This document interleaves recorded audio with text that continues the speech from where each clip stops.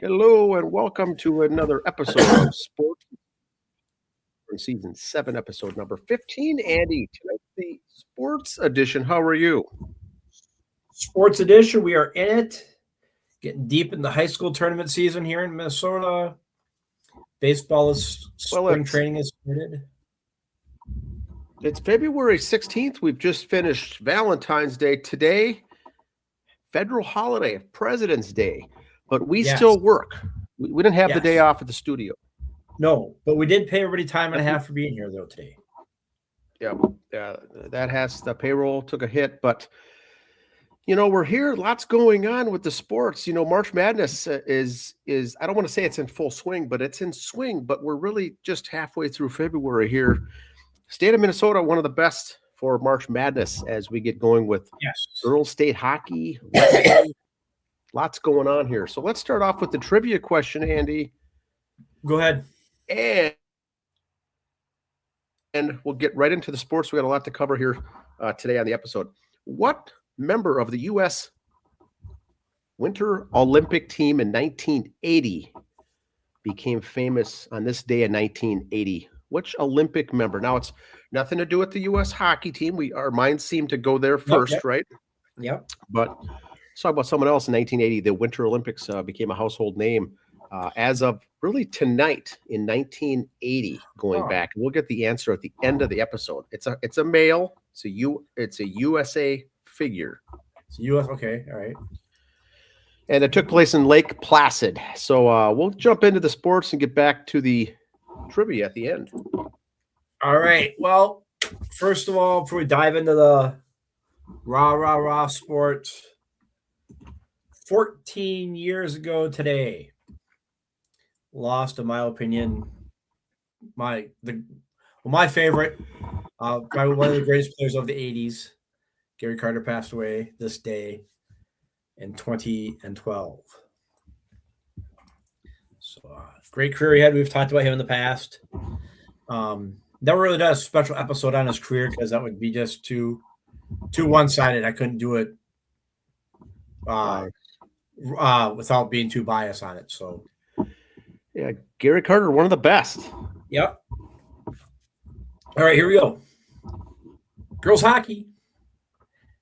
Now, I know when they renamed the arena, the XL, they renamed it Grand Casino Arena. I heard one radio station has referred to that. What do we call this place? GCA, the Grand. What's it gonna be called? I heard one person saying it's the new nickname. Dan, are you ready for this? What's that? The G spot. Yeah, yep. I can see that. See that. Yep, 93X is where I got that from. Yep. So we'll call it the XL or the X, but they did change names after the 25-year run. So it's like it's going to be the G, the GCA. I don't know. I think it'll still be the X to me for a while. It's like still call it Christmas vacation, not winter vacation at school. It's going to be a while to break that habit. But here we go. We got the girls' tournament. There's that. Excuse me. A brackets.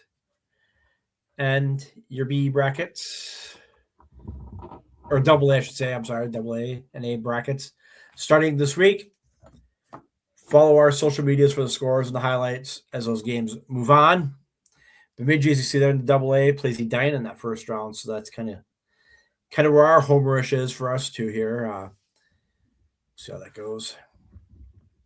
And then gymnastics, of course. It's like track and golf, and it's too hard to list all that stuff. Here's the listings for the competitions. Those of you who follow sport will know what this all means. Those of you who don't, just be patient. Gymnastics starts again. Barton Mayer won theirs again. Congratulations, Coach H and everybody else over there. Wrestling section finals were this last weekend.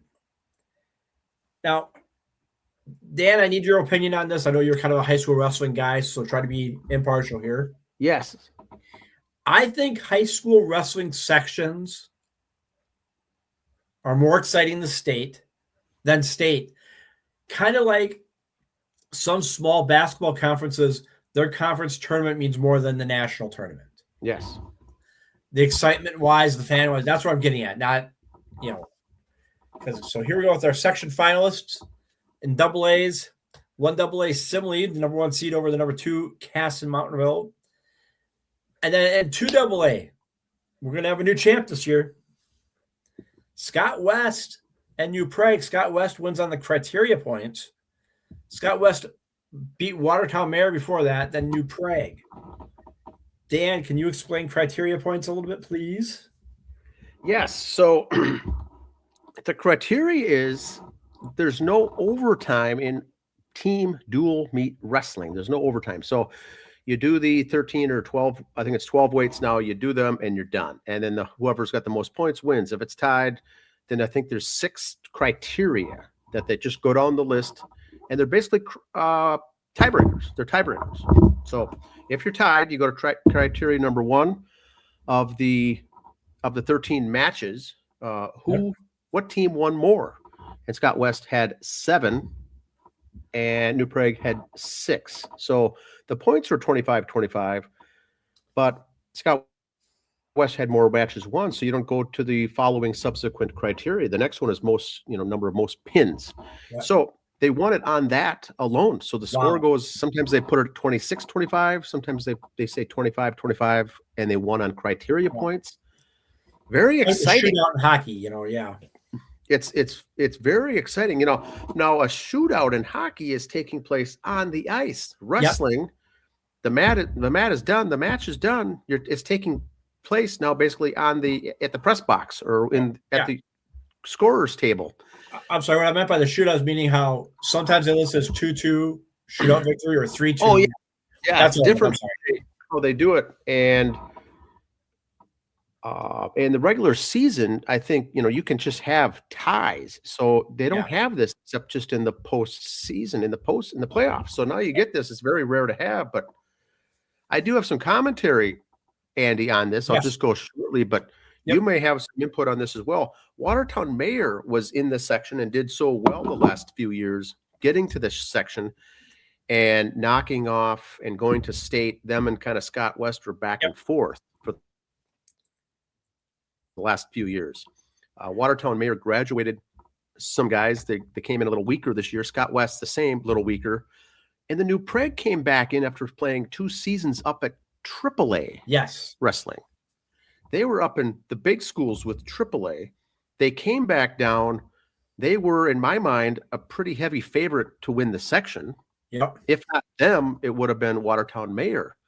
So Scott West winning this was a shock, not only to me, but to the wrestling community, because they're even hanging in it. Not only did they beat Watertown, an hour or 2 earlier, they come back and beat New Prague when they were down by, I think they were down by 9 points or 8 or 9 points going into the final 2 matches. So they needed they need to win twice, 1 pin and either 2 pins or a pin and a tech fall.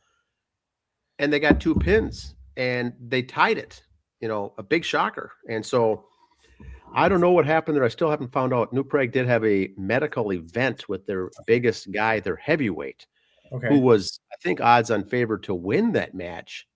And so that had something to do with them losing. Not only did he lose, but got pinned, and it wasn't an injury default, I don't think. But then they lost on the criteria tiebreaker. So I think what I would say was New Prague was shocked on that event. Watertown Mayor didn't like it. They got beat, but to have Scott West come back and win back-to-back matches and go to state now, very interesting. Now, that being said, how are their odds at state? I would say not good, but they're going. So Watertown Mayor won the state last year. One of the best teams, actually the best team Watertown Mayor in the history of their school, of that program, has ever had, was last year. They won state for wrestling. And Scott was interesting. Not taken away from them, of course. Ranked 11th in the state overall going in. In the section, though, I think they were 4th because Watertown was 1, New Prague was 2, and Scott West, hats off to him for doing it. the killer is for this, like this with wrestling, unlike baseball or basketball, they always say momentum is your next day thing. You got to wait 2 weeks now. You've lost momentum. Yes, you can feel good at practice for a couple weeks, but that momentum's kind of gone waiting now. Yeah, it's and wrestling's an interesting thing because, like I said, they have practice this week. The team is done, but the individuals, they got to go now to sectionals for the individuals, Right. each of the weights this week. So now you have a run a risk of someone getting hurt, injured. Right. If it's a starter, that it's going to impact them now in 2 weeks at the state. So, Yeah. but it's fun to watch. This time of year is really fun. Yeah. Here we go. 3 AA. Excuse me, New Ulm area over Marshall. 4 AA. South St. Paul over Montevideo. Yeah, Tino Grace over Minneapolis Roosevelt. 6A. Foley upsets Becker. That kind of throws everybody's bracket out the window. And then 7A or 7AA, I'm sorry, Perez over Grand Rapids, and then 8AA, Perham over Dilworth. Now, yes, we're not going to cover the others because we are kind of AA homers for that, so I apologize. Dance was this last weekend. Dan, here we go. U26 Class A. La Capara is your Jazz champions. St. Cloud, Cathedral, and Holding Ford, second, third. AA, Benilde St. Margaret's your champion. Sartell and Orono. And 3A Jazz, Brainerd is your champs. Eastview and Maple Grove. High kick A, St. Cloud Cathedral, La Capara, Holding Ford. AA, Totino Grace is your champ. Sartell and Benilde St. Margaret. AAA high kick, Brainerd is your champ. Eastview and Wyzetta. Now I'm going to go back on something here for Jazz. Brainerd is your champion. I don't have the team picture up with me here. There's a young man on that Jazz championship team for Brainerd. Yes, we've talked about boys with girls sports, He's not hiding the fact he's a boy here. So this is different. He's not trying to say his name is Sarah, not Kevin, or whatever his name is. He is a boy, and he's saying I'm a boy. My daughter was in dance. She class danced for a while. There was a boy in there, and that's just, it is what it is, in my opinion. Again, because I saw it happening. He wasn't trying to be a girl. And dance is a little different animal and all that too, where they allow boys to compete because there is no boys dance team.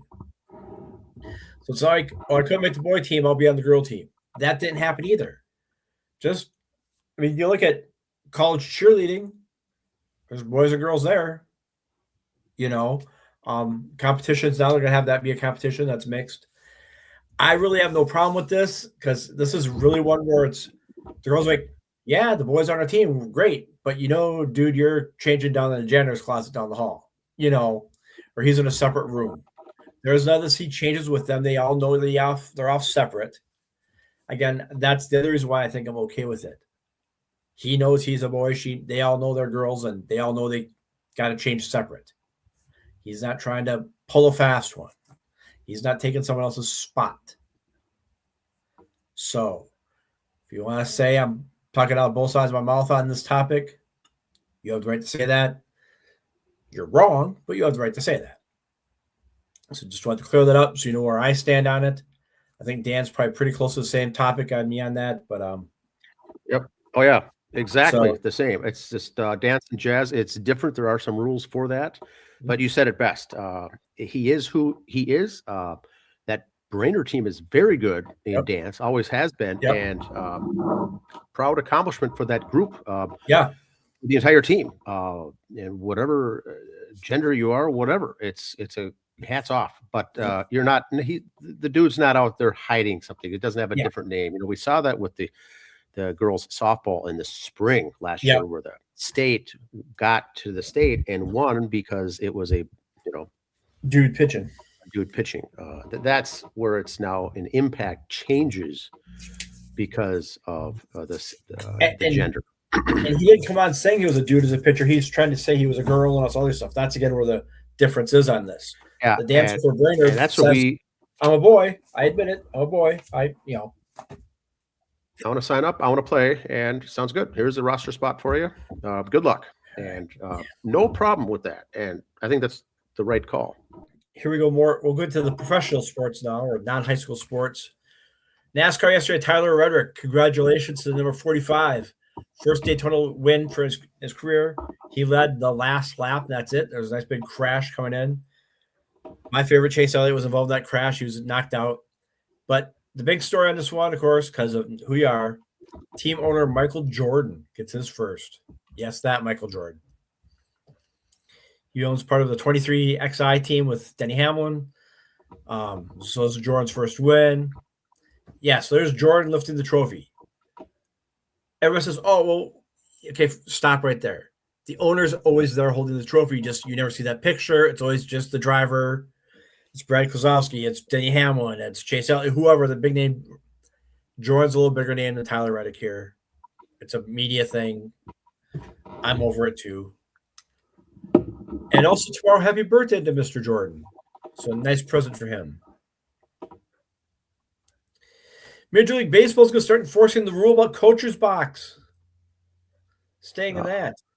That's always kind of bothered me. You look at college basketball, the way they run up and down the sidelines now, and football, they're all over the place. Thank God in hockey, the coach has to go out there in a suit. That'd be ugly, but they're going to start enforcing that box thing. Maybe they'll start making sure the guys stay in the batters or in the on-deck circle too next. I don't know, but I've always thought that was kind of weird that the managers are all up and down in that thing. Are you getting a better angle, this and that? Yes. Am I upset to get a better angle? No. In my opinion, it's a safety thing. Just stay that almost 90 feet away in the box. You stand too close. That's why you're wearing a batting helmet in the sidelines now too. So, yeah, fair enough. I agree. All right, Chris Sale. I want to see make sure he doesn't come back and bite him on this one. I will never challenge a pitch because the pitchers and batters can challenge now this year. Because I'm not an umpire. That's their job. We shall see, Mr. Sale. Because it has to be the pitcher that challenges it. I think the catcher can challenge too. I'm not sure on the rule. I think it's the pitcher, catcher, or the batter. Those are the only three. Yeah. Nothing from the dugout, nothing from... Yep. So let's watch this now. If Chris Sale's in a game pitching, there's ever a challenge, it better be the catcher.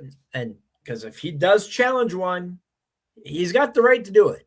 Yep. But you're going to pop off and say this, sir. You're in the heat of the moment. It's September and you need the win. You just might challenge. That's me. Yeah. Competitive me would say that. There's a picture of the new Tropicana field. They've got new top up on it. Never thought I'd say this, but this looks worse than the one before.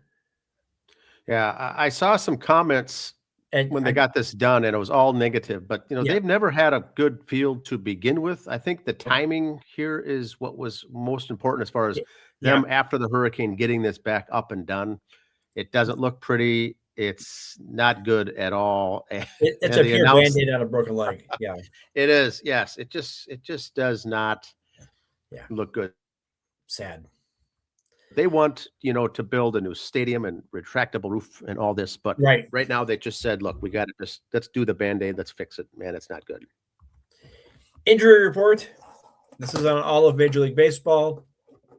We've all learned new things this week. As of the middle of February, 3 prominent Major League Baseball players are confirmed to be sidelined with fractured hamate bone requiring surgery. Casting doubt on their ability for opening day. Francisco Lindor of the Mets, Arizona's Corbin Carroll, and Baltimore Orioles second baseman Jackson Holliday all suffered a hand injury just before spring training, which requires typically 4 to 6 weeks. What the hell's a hamate bone? There it is. It's that little thingy down there in your hand by your pinky, ring finger. Right, or I'm sorry, your 4th and 5th metacarpal, not your pinky and ring finger. My mistake. All right, baseball players break their hamate bones due to repetitive stress from the bat knob pressing onto the palm during thousands of swings, especially with forceful or checking swings. A direct impact from foul tips causing fractures in the small wrist bone, leading to grip weakness and pain. This injury is common in baseball because the sport revolves gripping a bat with a specific high-pressure grip, making players susceptible to both chronic stress, fractures, and acute trauma to the hook of the hamate bone or hamate bone. We're here to educate. Yes. How long does the bone take to heal? Acute non-displaced linear gutter cast for 6 weeks. There is still debate whether patients may profit from surgical treatment. Sports players will usually benefit from early surgical management, requiring us limiting sports activities to 3 months, up to 3 months. Now, looking at where that bone is, the grip, you're going to say, well, Lindor, he could just, depending on which hand it was on he's a switch hitter, bat the other way. You're still gripping with that hand, so that hand's not down by the knob. You're still gripping with it. And a lot of guys, the glove and the throwing, you can't do that. These are all three. Okay, I'll say it. Well, 2 of them were probably on the World Baseball Classics. There's 2 guys gone. Lindor couldn't because of another injury. 3 arguably all-stars this year out. Baltimore was supposed to be better this year. They'd signed Pete Alonso and made some other signings. Arizona's no scab team. The Mets are the Mets. And they've taken one of the best players off each team for 3 months. Could be a long year right off the bat. These teams better be able to hold it their own. We'll see. Mets are kind of lucky. They signed a lot of other guys. And before the Lindor stuff, it was coming up. You got Brett Beatty and you got Mark Vientos and you got these other guys. What are we going to do? Okay, they're taking Bichette, and he is working at third. They're not going to let him be shortstop till Lindor gets back and then fight with him back to third. Bouchette's going to stay at third. I think either Ventos or Beatty will come in at short. Maybe Polanco and put someone else over first. Bichette will stay at third. They started working on it too much. They're not going to change that, in my opinion. So we'll see what happens. All right, here we go. College football. Sacramento State is moving to the FBS too, just like the Bison did last week. They'll be in the MAC conference. So this year so far, you got the Bison moving, Sacramento State, and St. Francis is going from FCS to D3. Chicago State's an FCS new team. They'll be joining the NEC conference. So that means FBS schools total 138, FCS 128. So that means there's only 11 more schools in the big schools going for it. So interesting.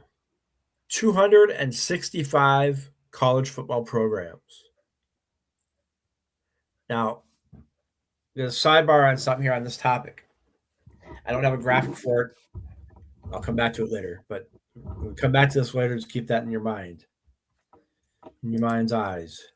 In fact, is that my last one? Yes, it is my last one, so I can go to it. Yay. Okay, there was some scuttlebutt I heard this week. Some reporter somewhere made some obnoxious statement. Of course, it got traction, so he has 15 minutes of fame. And here I'm going to piggyback on his fame. I don't have his name. If I had it, I wouldn't give him credit of it. They were saying poor college basketball players, they don't like the draft. They don't like to be drafted with a rotten team. I should be able to go to any team I want. So they want to abolish the draft. Okay. I just showed that football graphic. 265 teams. College football. FCS, FBS, 265 teams. There's 32 NFL teams. Imagine if the NFL got rid of the draft and said, nope, we'll just have you apply for a job like everybody else. On those 265, I'm going to say arguably at least 100 of our quarterbacks would want to go pro that would have entered the draft. So now you got 100 quarterbacks, 30 NFL teams, or 32 NFL teams, and maybe 26 don't need a quarterback. So you got 6 spots for 100 and some guys. Really? And they say the reason they want to get rid of the draft for the NBA is because teams will tank it at the end to get a better draft spot. Here I am with your solution. This is what I do. It's a part-time job. Educate people. So here's what you do. Instead of saying how your record is at the end of the year for your draft position, so teams don't tank it, what's your record at the All-Star break? That's your draft status for next year. There you go. No, that's interesting. I like it. Or at least, or the 3/4 way point. Set somewhere else in the season, not that last week. And have it be where, all right, we're picking it here at the 3/4 point. Here's the draft point. The exception is whoever wins it all and the second place guys, we move them down to the last 2 picks of the first round. Everybody else, you fall in the place where your records are. Okay. You're going to really tank it at midseason already. If you're sucking by that point, you're going to suck. Get over it. Yeah, that's a good way to equalize it. And NFL could do the same thing. Maybe after week 12. Here's our standings after week 12. Here's our draft. With the exception of the Super Bowl champion and runner-up, they'll move to the bottom 2 spots. Here you go. So how many times in football do you got like 4 teams that have 3 wins and they're all like overall records? Yeah. If you know after 12 weeks what the records are and you go from there for your draft point, not much is going to change in 4 more weeks, but eliminates that tanking. Makes you want to play maybe spoiler more at the end because that also hurts. If you're trying to lose to get stuff, but you're playing a team who's like, oh, sweet. We get to play the Jets and the Giants those last 2 weeks. Yes, we need 2 wins. Wait a minute, that guy's got to play the Bills and the Chiefs. What the hell's where's the fairness in that? And I don't want to hear that's the way the schedule is because it is. But you know what? If these 2 teams are losing on purpose, then it really isn't fair. You should be trying to win all the time. Yeah, good question. Good point. I like it. But that's what I got, sir.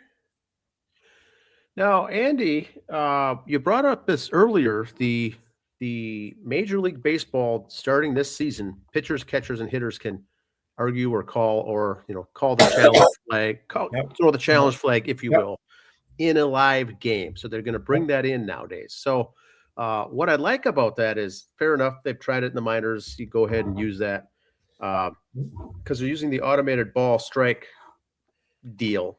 And they did it in spring training last year too. Like they had in the minors last couple of years. They'll have the strike zone and then they'll show it on the screen for everyone at the game to see if was it in, was it out, what was it, who was right, who was wrong. It's an immediate answer. You just have to fix if you want to just call it. Now, what that means is I did see some confusion on social media because each broadcast puts their own strike zone in. Right. NBC's got one, Peacock's got one, CBS, ABC. They've got their own what they think is the ballpark estimate strike zone. It's not the real one because the real one is the one at the field with the 3D camera shooting down to come up with what that strike zone is. So here's what I saw this year on broadcasts this year. They'll still allow you to have the box, the strike zone box, but as the pitch comes in, so you don't argue with it versus what's going on in real time, they can't show like where the ball ended up or where it came. They have to pull that piece out because they're guessing. What's that? It's like the first down line on football. That's a guess. Yeah. First down line, same thing. They're superimposing the line just to help the viewer. Now, they said we're going to put the automated balls and strikes in, and the team that's broadcasting it, fine, put up a box if you want, but don't have it. Let them know it's not official. Well, they can't do that. So they just said, look, pull the little circle out after the ball hits, because if it looks like a strike, you'll be yelling at the TV. Back at home, it's truly a ball, and then you'll be mad and upset. So they said you can put the box there, just pull away where the ball landed in relation to the box so you don't get upset. That's fine. Social media, a lot of people are posting that the broadcasts are doing away with the strike zone box, and people are all upset because they want to see that box. The box will still be there. It's just not the ball as far as where it lands, where it hits. Yeah. They can't show that because now there's two versions of the truth. And so they Yep. just said, look, pull that out, still put the box in if you want, but please remove that other feature. So Yep. that's the difference on that. But it'll be interesting to see how that goes. At the stadium, the way they have it configured at that ballpark, that strike zone, the way the cameras are set up, that's the gospel. That's going to be the gospel. And then right away, you call it, you argue it, they're going to flash it on the screen and say either you're right or you're wrong. And then they can just move right along. And so I think you get two challenges to do that, but it's going to keep the pace going as well. But yeah, if you want to get rid of the old Angel Hernandez calls, to get rid of some of the blatant ones that were just blatantly wrong, now you can at least fix those because now you're taking the umpire calling balls and strikes out of it. So I think it's fair enough. Yeah, you talk about modern day rules. If they would have had it back in the day. Can you imagine if they had that when Greg Maddux was pitching? Wow. Because how many or a good eye batter like a Tony Gwynn or Wade Boggs, who are known to have a great eye. Well, let's play the other side too for the batters. There's some batters that had sweet eyes. No, and then now when you're that batter, you're the modern day batters. Is that guy going to start getting the benefit of the doubt all the time? If batter X is like, hey, he's challenged 3 calls in the last month and he's been right overturned the umpires. Are the umpires going to give him a little wider zone now or a little narrower zone? And that's what what I think. He's challenged so many times and he's getting it. They're going to widen his zone a little bit just because they don't want to be showing up. And that's what I think you brought up a good point last year because now that's another stat in, for instance, the box score. They're going to track who challenged and was it right or wrong and what your percentage is. And, half the season gets over, the managers may say to the catcher, stop arguing. You're right, 5% of the time. So just knock it off. Or you're right 95% of the time. Feel free to do it more. This umpire, he's been overturned 4 times already. Yeah. Don't be afraid to challenge him, And that's going to be grading umpires at the end of the season too by saying, look, you got, really showing up X number of times. That's going to be a good way to say, look, we'll show you the exit door rather than, like we said, the old Angel Hernandez days. Yeah. But that'll be interesting. So that's the only other change. We've got Olympics going on. We've got World Baseball Classic starting in next month. The NBA All-Star Game took place. The NHL is on their break due to the Olympics. Everything will get back into full swing here in another week. But baseball is going to be starting off. UFL starts the end of March. So U.S. women's hockey, Olympic hockey. Yes. Was like goals scored and against so far is like 35-1. Last I saw, it was something like that. Their goals for and goals against is unbelievable. Now today, in the second period, they scored goals on 3 consecutive shots. 3 shots were made on net, and they went in 3 in a row. So Denmark, I think whoever they were playing, pulled the goalie, and they ended up, U.S. won 5-0. So they're going into the medal round, the gold medal game. So it's going to be fun to watch. The men's will be very interesting. Women's, I think they will win it, but the men's, who knows? We'll see how they do. Canada is going to be tough. Now we have a trivia answer, Andy. Trivia answer. Okay, give me the question again, though. Question: 1980. On this day in 1980, men's sports Winter Olympics, a USA athlete became famous on this day in 1980. Who was that athlete? Nothing to do with the hockey team. I'm taking a guess. I've watched a very, very few Olympics this year, so it's like I heard this. So I'm going off history and names, and they keep mentioning the 80 team a lot. It's got something to do with Eric Heiden, I think. Oh yes, it is. He got 5 goals. There it is. Yep. So he won 5, which is unbelievable back at Lake Placid. Record 5 goals. A sweep. Now, for men's speed skating, there are only 5 events. Yep. He won all 5 himself, which was unheard of, at the time. That was nuts. But on this day in 1980, he won his second and he broke a record. And so he didn't win the 5 yet. That was coming up here later in the week, but he won his second, which means that at this time back in 1980, Eric Heiden was not a household name yet. But within a week, everyone's going to know who his name was. I remember that. I was 10 years old, whatever it was, 9 or 10 years old. And Eric Heiden was a big, big name. But before the Olympics, I'd never heard of the guy. Wisconsin kid. Very good. And now you see this a little more, with Michael Phelps won all those medals swimming and won all that. And but boy, when you're in 5 events and you win the gold. And the reason I was reminded of Eric Heiden is there's another kid from Wisconsin who they're saying might get 5 this year. So yeah, it's unbelievable. So we'll watch that as well. But I would say on this day in 1980, not a lot of people in the U.S. were familiar with Eric Heiden until later in the week. He just won his second gold medal on this day in 1980, but he went on to win 3 more, and then he was a household name. And here's another we're here to educate for you. Did you know Eric Heiden also, I believe it was in 84, competed in the Summer Olympics in bicycling? You know what? I don't think I knew that. That's why I'm here. The crossover stuff. And there was, one of the speed skaters for the women was a longtime ice hockey player I was listening to, and then converted over and says, I got a better shot on speed skating to learn that trade rather than try to make a team as a hockey player. I saw one guy, he was a former hockey player this year, was doing it too. Yeah, there are he was just built up top. It's like, oh, wow. A lot of crossover. Now, here's the schedule matrix of events here for the Winter Olympics. We'll be wrapping up here on Sunday. So this is the final week, and boy, it's going to be. I think you're going to see a lot on our page about baseball. College baseball, has started. D1 baseball, D2. Those teams are heading down south. The Golden Gophers are 3-0. I saw a couple of things for college baseball. One kid in the game had not 1, not 2, 3 grand slams in a game. And then some other poor SOB hits a home run.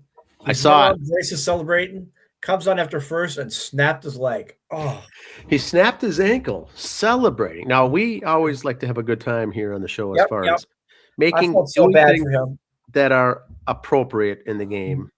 Martin Gramatica, the old kicker of Tampa, busted up his leg on a celebration. Edwin Diaz a couple years ago in the World Baseball Classic. Yeah, Edwin Diaz. And now this kid, they were down by, I think, 2. No, down by 1. He hits a 2-run homer to take the lead. He snapped his leg and couldn't touch home plate. His run didn't count. Yeah, he got past first. That was it. And he snapped. He was done. So the game, it was tied instead of them winning it or something because his run did not count as a home run. So keep that in mind, young studs out there. It may look glorious, but please run the bases and touch home. Yeah. Celebrate after the game, baby. Oh, I did see that. I thought of you right away. I felt bad for that poor kid too. But he's gonna have a good time with this episode. Oh boy! All right, that's all we've got. Look for Major League Baseball this coming weekend. Spring training games will kick off. Sounds good. Have a good week. Happy trails.